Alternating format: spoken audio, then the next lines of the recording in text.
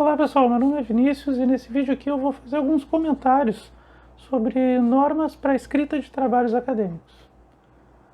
Bom, eu vou focar principalmente em citações, né, porque normalmente o pessoal tem mais dúvidas aí, né, sobre as normas, mas o texto em si, né, ele normalmente tem uma estrutura que é definida, né, pelo programa de pós-graduação ou pelo curso, né, ou pelo periódico, né, que a gente está submetendo algum trabalho, enfim, né, cada curso, cada programa, cada periódico tem suas normas próprias. Normalmente, né, no caso de trabalho de conclusão de curso, monografia, dissertação, tese, seguem normas da ABNT, né? Mas existem outras também, e periódico normalmente utiliza outros tipos de normas, né? Bom, mas eu vou focar mais aqui em citação e referência, né, que é o principal, né, de texto, tamanho de letra, parágrafo, como que se coloca as figuras, como que se coloca a fonte, tudo isso está normalmente estabelecido nas normas de cada instituição, né?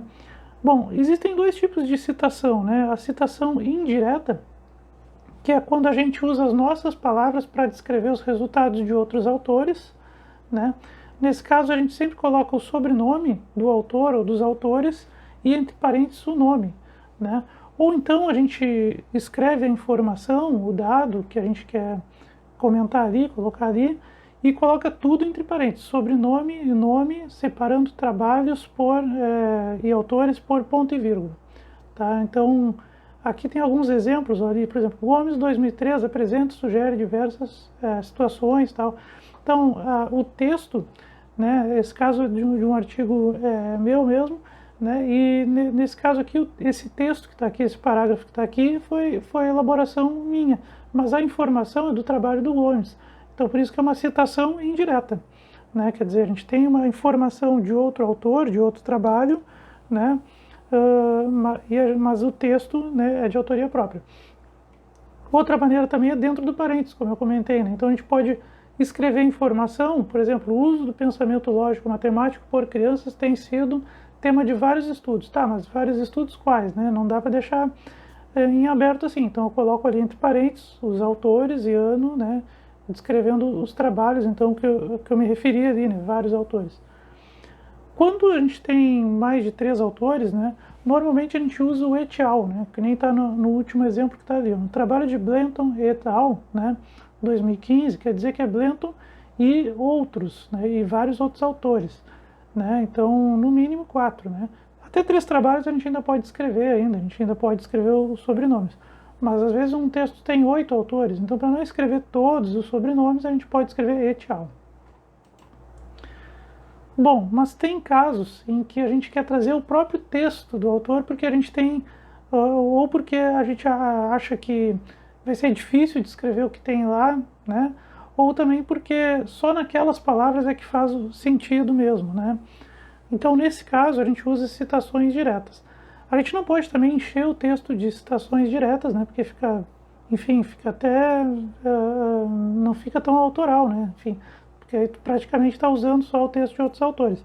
Mas tem certas circunstâncias em que até pode ser inevitável. Como é o caso aqui, né? Nesse caso, eu estou descrevendo um procedimento aqui, né?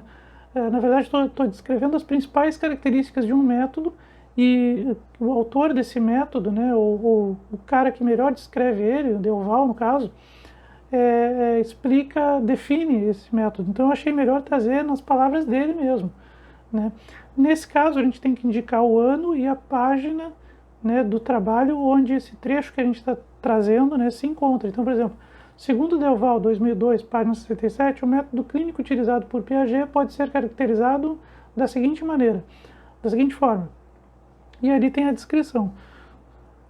Reparem que tem parte do texto que está deslocada, né, para a direita, e então tem um certo espaçamento ali na esquerda ali, e o texto depois vem com uma letra menor, né? Então isso é uma citação direta, quer dizer que quando eu faço né, quando a gente bota esse espaçamento, quer dizer que, se parte do texto aqui não é meu, é do autor e está na página tal. Então é uma forma de fazer uma citação direta de outro autor ou de outros autores, né? Agora, se esse trecho que a gente vai pegar de outro trabalho tem até 3 linhas, né, então a gente pode botar entre aspas só, não precisa do espaçamento, né, como está no segundo exemplo ali.